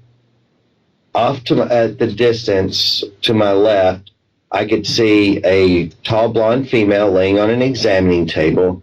There were 3 beings around her. I would say they were like 7, maybe 8 foot tall. Very buggish, praying mantis-y kind of looking. Bigger bulbous head than a praying mantis, but kind of similar. There were one on each side and one at her head. She didn't seem to be any in distress or anything, almost like she was unconscious. Or I focused my attention back to my immediate. Now I'm sitting in this chair, almost like a barber or dentist chair, kind of thing, but little more comfortable. I look over to my right, and there's this little blue being. Again, he's got the big bulbous head, the almond-shaped eyes. He looks a lot like what you see the grays on TV, but he's got this blue aura. His skin tone, his presence was like that of like a professor / shaman / scientist / healer. Just this ancient knowledge and mind. And you said he was very dolphin-like. Well, his skin kind of looked like a dolphin. Yeah, the blueness was just beautiful, vibrant. Again, he had skin tone, so parts of his body were bluer, some were a little lighter. So he goes over and he picks up this box, gets a little closer to me, and he takes his left hand and puts it into the box. So he's only got 4 digits, a thumb and 3 longer fingers. He takes his hand and he puts it into the box. And when he brings his hand out, there's this substance kind of free-floating a couple of inches off of above his hand. It looks kind of like that clear kind of slime that the kids play with, but it was blue, just like him. It looked like it had little sparkly, glittery, metallic flakes in it. And it's kind of undulating above his hand, kind of just blobbish kind of thing. I don't even remember him setting the box down. Maybe I was just paying attention to the thing, and he sets the box down. He takes his other hand, again, he's only got 4 digits. He takes his outer fingers, folds them into his palm, and he's almost like has a peace sign, or like, depictions of like when you see Christ or the saints. When he does this substance starts spinning. And it's going faster and faster and faster. And as it goes, the blueness and the sparkly, the glittery metal flakes start kind of dissipating out of it and kind of rotating around it like, orbiting around. And it starts slowing down, and it had turned into this double-pointed, very clear crystal, 4-cornered, long, pyramid-shaped, double-pointed crystal. And I remember thinking to him, why are you showing this to me? I'm not a doctor. I'm not a scientist. I'm not an engineer. This is something very important. Why are you showing this to me? And he told me that I would know in time, or when it's time.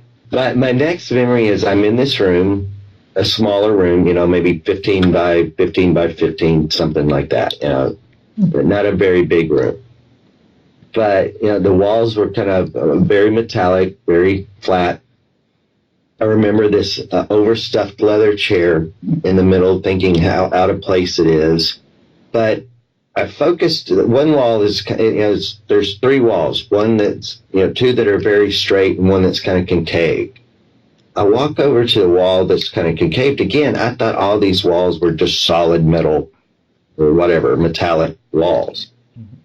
I get a little closer to the one that's kind of concave, and all of a sudden I could see through it, and I could see like the galaxy. It was like being out and seeing the stars. Very dark, but you could see the stars and other planets or whatever. I'm sitting there kind of in awe, taking it in, and all of a sudden, just right outside this wall window, this small craft, I mean, if I could have just reached through this wall window, I could have touched it. That's how close it. Well, actually, it zooms past. It stops, maybe 8, 9, 10 foot away, comes back and almost does like a double take. So it's set and we're face to face. It's probably, maybe 3 foot long, 2 foot wide, kind of like a rugby ball, football shaped kind of craft. It's got little metal antennas and wires moving around and lights blinking all over it. It sits there for, maybe 30 seconds or so, not very long. And I got the feeling like it was like surprised to see me as I was it. That there for like 30 seconds, maybe at the most, and like zooms off back, in the way it was going. That was my last memory. My next memory is waking up in bed the next morning. Wow. Didn't you also see a blonde-headed woman that was wearing kind of a blue jumpsuit or something? Or? Well, I did see a blonde female kind of out of the corner of my eye, walking when I was right in front of, in the corridor, in the very beginning. Mm-hmm. And then I saw the blonde on the examining table. Now, Alta has a blonde in her story, so... I'm going to summarize it here. It just seems like there's different kinds of beings involved. We've got a mantis-like being, and we also have very humanoid-type beings that are involved on the UFO as well. So, and quite possibly, like you said, the Wolfie boy who kind of morphed or shapeshift was probably an ET too. I've had an encounter with shapeshifter here that I did a video of that, or captured a video where it shapeshift from, it looked like a gray alien, and then shapeshifted into what looked like a Bigfoot and would turn its head and everything. And it was just...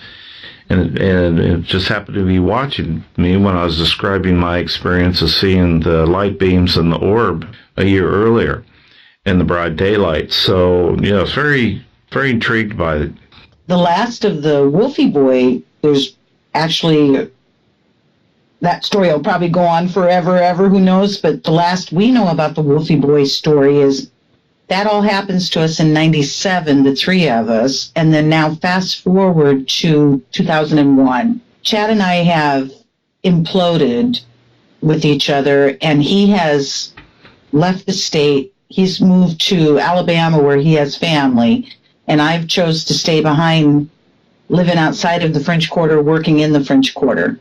On this really unusually beautiful afternoon, it feels like it was like in April or something like that. I'm walking through the quarter, and it's very busy like it normally is, and I'm leaving work, or off that day, I must have been leaving work, and all of a sudden I hear somebody yelling my name, not real normal, and encountered a friend I hadn't seen in a few years that was he was a friend to both Chad and I.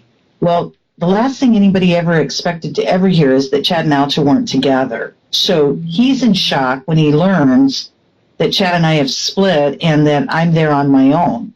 So I say that to you because I know he truly cares about that and is concerned, but not, which was weird, like the rest of this little story.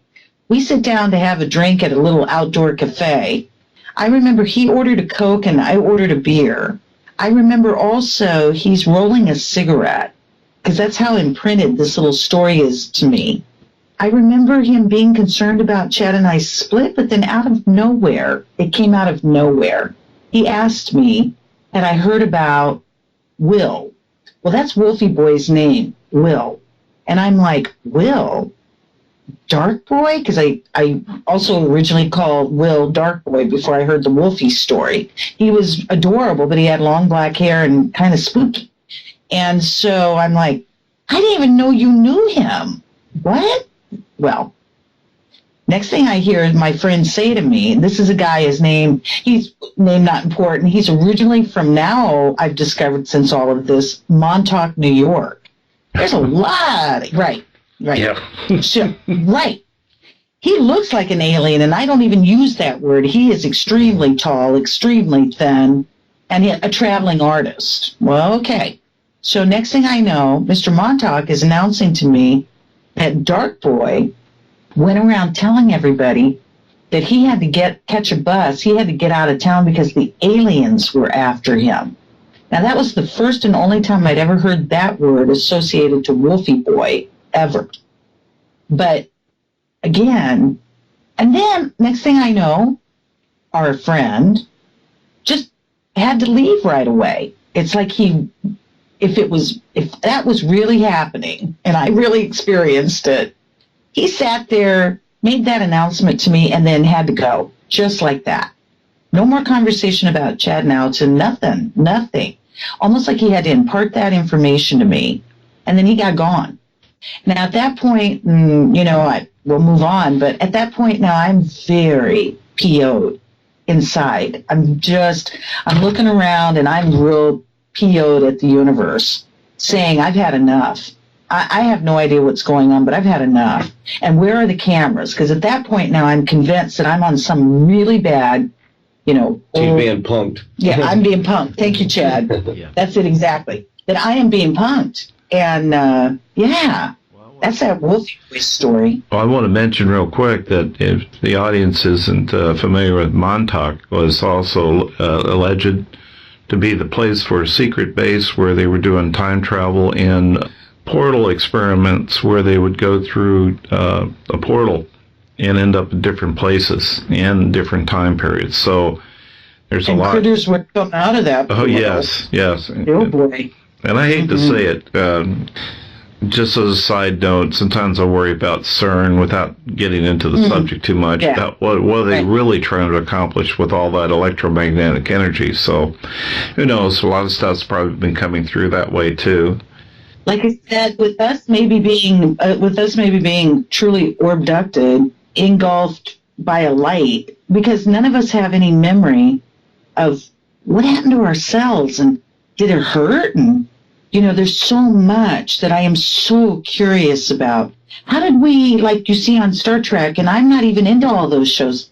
I don't know the newer ones at all. My mother she loved anything that had to do with space. Not me. You lost me after the first Star Trek back in the 60s that I've only kind of caught up on in the last few years. But when they're going from point A to point B in between and they disappear and then they come back, again, these are the things I've always found the most fascinating is what happened to us and all of that part of it kind of I call it going poof. We went poof. I'd like to also mention real quick before we get completely away from any of that is, Chad, you're very good at helping people understand the position of that, the triangle and pointing. Oh, yeah. Where we were abducted, where we had an experience, it's called the Marigny Triangle. We were on pretty much the point of the triangle, and it aims towards the Mississippi River. Because New Orleans is a crescent. Yeah, there was nothing between. Well, there was train tracks and a levee, but we were right off that river, pointed right at it on the point. Right before it goes into the French Quarter. That this abduction took place. And again, it's what they call the Marigny Triangle. Mm-hmm. That three-pointed kind of thing. Mm-hmm. Goes on there.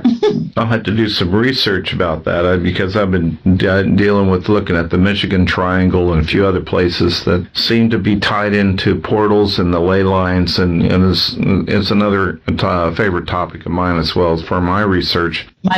My mom claims I'm born on the 33rd, and seems like much of our experiences have had to do with the 33rd. whatever all of it means. It's a significant number. 33, mine's 44, 444. I see that all the time. Right. Like I said, it defies the laws of probability. It's the synchronicities associated with that. Before I know we wanted to kind of get into maybe a couple of stories before we interview, and by no means this is not the only time that I'll have you guys back, because there's so much information that it's almost like we need to give the audience in doses a little bit. I think the limit I think on a show shouldn't be 3. 3 hours is a long time. I think 2 hours is tolerable for most people, or an hour and a half, and obviously, this is going to end up being a 2-hour show. I'm certainly not going to cut you guys off when you're getting into some interesting stuff, because in addition to just doing this, is really the purpose of Greenwater Nightz is for research and tying these connections together between people's experiences. So there's a part in your story where you're living in Madrid, and that's in what state is that in? That's New Mexico. New Mexico. Okay, I see that up there. Do you want to talk about a couple of things while you guys were there? Sure. Those are fairly brief, but pretty intense. So this happens, we moved to New Mexico prior to us having to go to Denver in 1999. So we've left New Orleans. My mom's passed in 97. We have the abduction take place, and within a year, I have to leave. I cannot stay in New Orleans any longer. I have to leave. So I'm being driven inside myself, almost compelled to go southwest, to go back to the southwest. I'm not intending to go back necessarily where I'm originally from. We're just going to head to the southwest. Chad's in agreement with me. We load up everything, again, very spontaneous, and we end up in Albuquerque. Well, as soon as we get to Albuquerque, we had some pretty amazing times. That's on Route 66, and that was pretty crazy, and it was strange and intense, but that's not where I feel like we're supposed to be, because there's something else that seems to be driving me. Maybe just my pain, my grief, but, the weirdness of it all. So one day I remember looking up at these mountains that surround Albuquerque and saying, Chad, we got to go there. And I point. Now, folks, keep in mind, again, we've never had kids, hallelujah, because, you just don't make those kinds of decisions, I don't think, when you have a family. So it's just been him and I and our dogs. And so we end up in this small mountain community called Madrid. It's spelled like Madrid, but they pronounce it Madrid.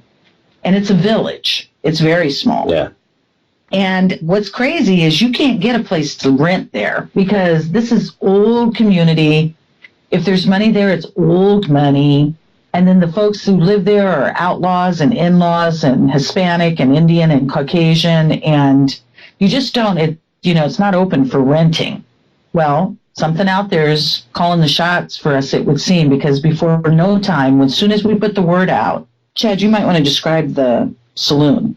Yeah, the saloon, I think it was called the Hitching Post or something like that. But, I mean, it had the hitching post, the horses. In the horses, Mm-hmm. People would, have their it's straight out of the 1800s. Out front, tied up. And, it was original building from hundreds of years ago. That's right. And so we had a lot of high strangeness involved with that location. But, again, just trying to speed the story up, we get kind of rooted in, because all of a sudden it would appear we're supposed to be there. Next thing we know, we get a phone call from somebody, and understand we're trying to find a place to rent. And conveniently, this old mining shack that was adorable, but from the 1800s or older, became available to rent. The chick that had lived in it prior to us was some artist who got on her way elsewhere. And so she had it set up adorably. It was all perfect. It's that perfect stuff you need to question. So we move in, and we discover a community that's only a couple of miles away from Madrid, called Caucasian White. The way they say it is Cerrillos. They pronounce it Cerrillos. And we discovered this location. As I said, it's only a couple miles away, but honest to goodness, we thought we were in a small village that was something out of time in Madrid. Now, Madrid, if anybody's interested, Wild hogs? Wild hogs. Oh, yeah, that's where it came from. I was wondering, right before you said that, I was thinking wild hogs, and you just took it right out of my mouth. Wild hogs. And then Cerrillos. They made the movie Vampires. Vampires with James Wood. Mm-hmm. Which is nuts, because James Wood's been around forever and is, really a noted star, if you will, and they've got him lined up with a bunch of goofballs. Baldwin, one of the Baldwin brothers, that's the young one or whatever, that nobody knows. And all of a sudden, a whole lot of money would appear to be being sunk into this movie about vampires made in this little community called Cerrillos. Now, we got to know some folks who live there, because when you drive into this little village, you don't see humans. It looks like a ghost town, and it's got the feel, and it's very interesting. Could be considered creepy. It has a small, beautiful Mexican mission, Catholic mission, that is still being used, my understanding, to this day by the local yokos, what have you, that, use it for service and so on. We got invited, lucky us, to go to locals that live there's funeral party. Well, that's the way to meet people. So this funeral party is across the street somewhat from that mission, if I remember correctly. And it also had big trees. Were those big oak trees, Chad? I'm not sure what. Big trees around this mission. You look at that movie, and a lot of that movie was filmed right there. And the story that we're being told is that only like 7 years prior or something like that, they castrated a guy off those trees at that mission for supposedly rape. Well, then they discover after they do all of this, he didn't do it.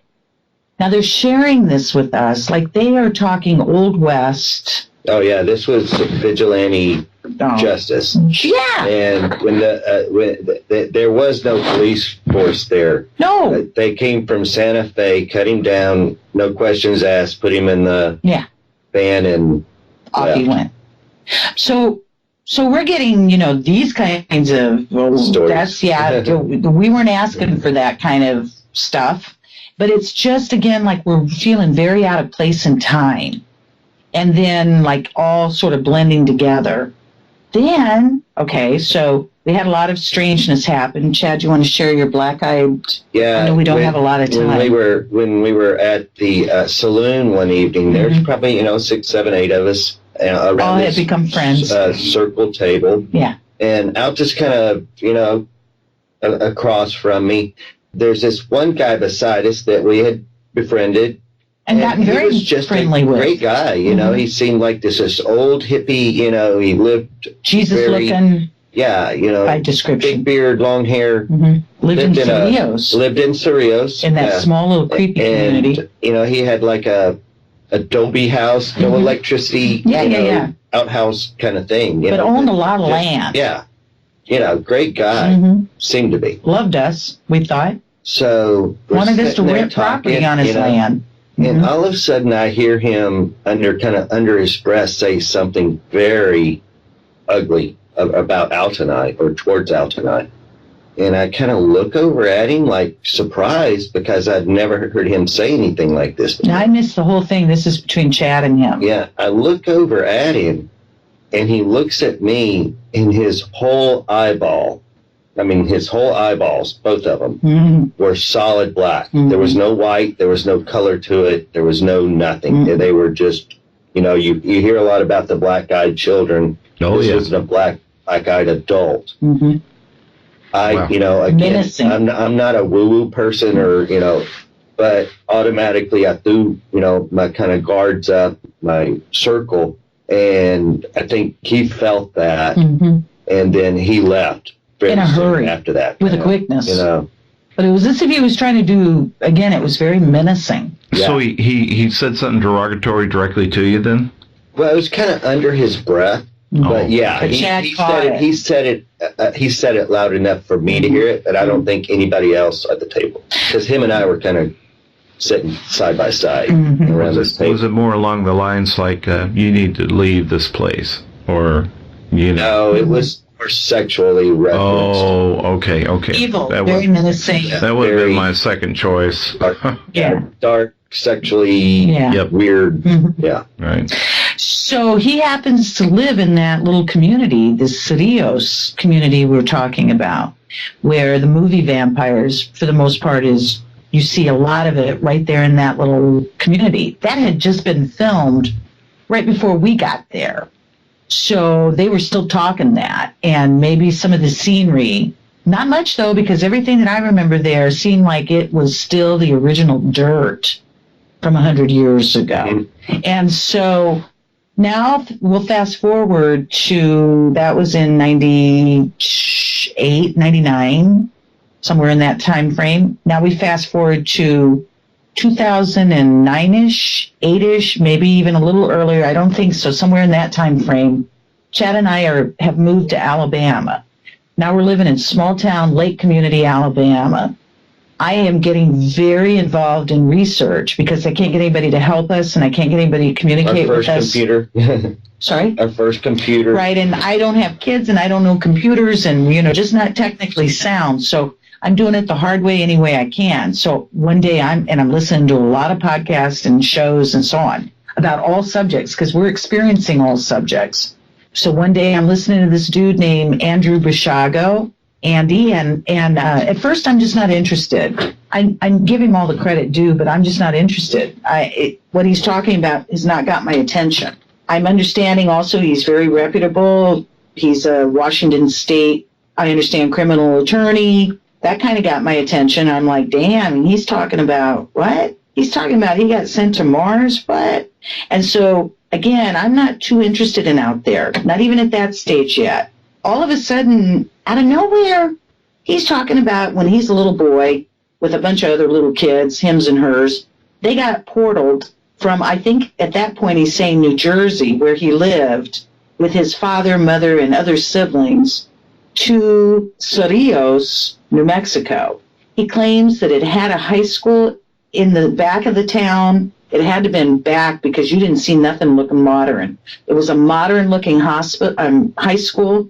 He claims that they got portaled into the auditorium of that high school. Or I think it was a high school.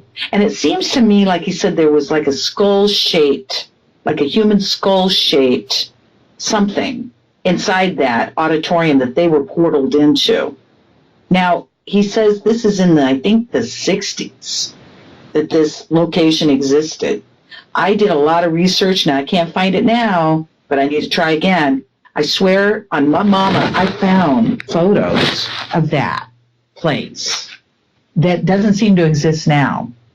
All of a sudden now, I'm just like, he did not really say this. So I found out how to contact him. He and I had a few conversations on the telephone from the standpoint of his, and that's on record, of him claiming that they portaled into Cerrillos back in the 60s, just started amazing me of what we have been experiencing, these time slips and these glitches and these, I don't even know how to describe anymore the language.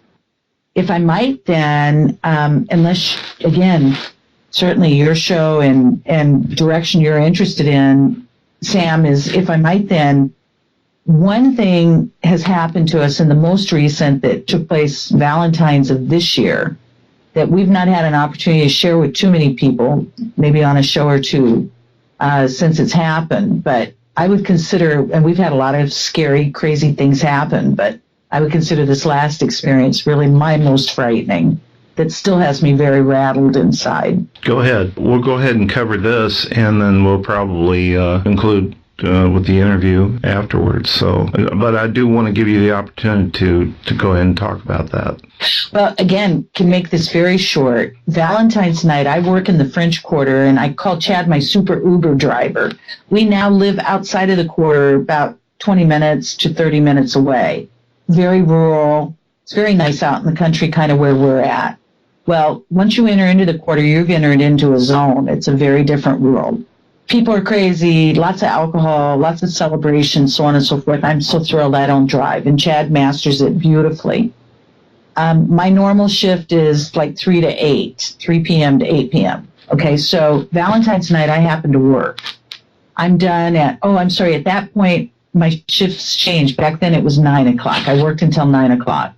Okay, that's a decent hour because people haven't absolutely gone crazy yet. It's still relatively early, but it's still Valentine's night, and place is packed.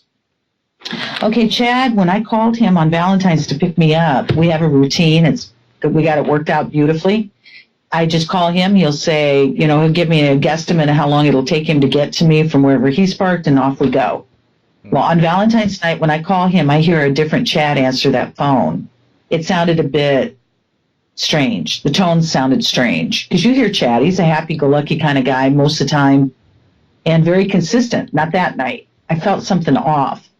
He's immediately, and I'm going to try to shorten the story, immediately saying, I'm just around the corner. Okay, great. That means just around the corner, he should be there in less than a minute. Yeah. You go ahead. Yeah, I remember. Don't have a lot of time. Yeah, I remember, that I kind of jumped the gun because, I didn't see her at the door, so I just made the block. Just made the block. Mm-hmm. What I thought. Right. But. So what should have taken Chad a minute or less took him an hour. I stood outside that shop because the shop closes at 9. I'm all on my own with no friends or family there. And I'm an hour waiting for Chad to come around the corner to pick me up. Now, I'm calling Chad throughout this experience. He's taking these calls, but like the second call or so, I heard a distinct, under-the-breath whisper that sounded not nice. I didn't hear the words. I just heard a whisper that was different than Chad, as if somebody was in the seat right next to him in the car. And I knew he was in the car moving because I could hear the blinker of him trying to turn corners. Okay, so anyhow, as I'm calling Chad periodically throughout this experience, I'm losing my mind because I'm hearing Chad's not able to tell me where he's at. He's not able, not one time did he ever identify a street. We're talking 13 blocks. The short story is, Chad, you end up. All of a sudden, he woke up. I kind of woke up. Driving. I'm again behind the steering wheel of the car. Mm-hmm. I'm totally way up canal. Which is way out of the French Quarter. So you totally have missing time for an hour. Right. But now he's taking my calls. I'm talking to her on the phone. He's not sounding normal. He's sounding very bizarre. And he's making it clear to me he's afraid. Yeah, I started panicking. He's taking those calls. But like he woke up in the middle of canal. Like, and busiest street driving, in New Orleans. This is like what they call the main, vein through, the New Orleans. Mm-hmm. And there's no traffic. Again, this is Valentine's night, pretty early. Mm-hmm. So and he says he has to stop at every stoplight to get back to me. He was forced at every light. I'm at least a mile or so away. Which doesn't sound like much, but again, we're talking a main hub and out of the quarter completely. Yeah, I'm not even in the French Quarter anymore. So I'm now down by the cemeteries. The story's about to end with, he finally arrives. I get in the car. I see him just as puzzled, and I'm terrified inside and so grateful, all in the same breath. So now, just to wind the story up, we discover he was smart enough to realize after we come home. Like the day after or something. Like within the day or so. I've got GPS on my phone. Right. GPS. It records. These monster machines record everything. So right. Oh, yeah. I'm going to look. Right. And see what happened. Right. All it shows on GPS is me coming around the first time to pick her up. She wasn't there. And it shows me going around the block, and then that hour is missing. All that distance to how I got a canal and everything. That's not there. Is not there. It's not recorded. All it shows is you going around the block on the GPS, but that doesn't take an hour to do that. Right. And this happened when just the last couple of years, or? No, just this year. Just this year. Valentine's. Now, Chad and I were, my words, arranged on Valentine's in 1990 in there's a lot more to that story. We didn't have an opportunity to share. And then this happens to us this Valentine's. Man, when it rains, it pours when it comes to Like I said, when they got your number. Craziness. Yeah. I'm serious. Hi. I can so relate to this. Do you find that your experiences seem to accelerate with time? The weird sense of strangeness? You know, I think the more that I learn or the more that I think I know, the less I know, if that makes any sense, if that answers your question. Yeah, the deeper. It's like going down the rabbit hole. The hole just gets bigger and deeper. And, that's it. Yeah, and it's so deep that sometimes it's just you get lost in trying to figure it out, right? Because it's complicated. It's very complicated. There's so much. Well, when you think of ETs, you're thinking, there's either good guys or bad guys, but it's not anything like that whatsoever. It's all about agendas and about you might have various ETs involved. You might. Obviously, they are targeting certain people, and you guys seem to be on the radar all the time. And it seems like sometimes when people interview people like that are on their radar, those people become on their radar too. So, so we'll find out. We'll find out before. We try to tell our friends that aren't into this. It's okay. Catchy. It's not catchy that we know of. Right. Not that we know of. Oh, okay. Well, that's good. Yeah, we offer that up. That's all we can offer. Right. Yeah, in my case, there is a connection anyway, so it's been there all my life. So for us as well, Chad's family on his father's side is certainly experiencer of both UFOs and Sasquatch up close and personal. And then on my background, because I don't know any of my family, my own family, but my friends that I got disconnected from my childhood, I had a 40-year reunion and discovered that they all are experiencers with UFOs, very up close and personal, that were taking place right after I left them back in my second year of college. So, yeah. Whatever this is all about, it is certainly seeming that we are connected.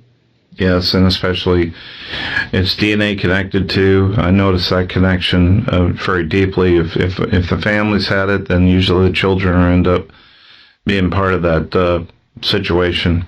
Well, thanks a lot, guys, and it's been a great interview. I mean, for me, I'm listening to the story, and I'm glad I re-upped on some of this stuff early on when I was doing some research on your story. But you guys brought out so much more, and the wheels in my mind are kind of like spinning and spinning and spinning. It says, how am I relating this all together? And it doesn't end with this interview. I think we'll have you guys back on to really go through some more stuff that maybe you'd like to share and delve deeper. And I know you have an interest in the portals and what goes on there, and I think that really explains some of the things when people are abducted. It isn't so much you're floating right through the walls or anything. I think they can open something up and they come right out and grab you and pull you back, and then the missing time part is just simply erasing your memory for the event itself, or inducing some kind of, we know hypnotics can do that, hypnosis and things. So they're using an advanced form of that just to kind of cause the missing time. So you start connecting it. It's absolutely amazing. But thanks a lot, and we're going to go ahead and end this, and we'll talk to you guys later. Well, and to you, Sam Ritchie, thank you so much for this opportunity, and we look forward to the future with you. Right. Okay, thank you. To learn more about Alta and Chad Dillard, check out their Facebook page at facebook.com/orbducted.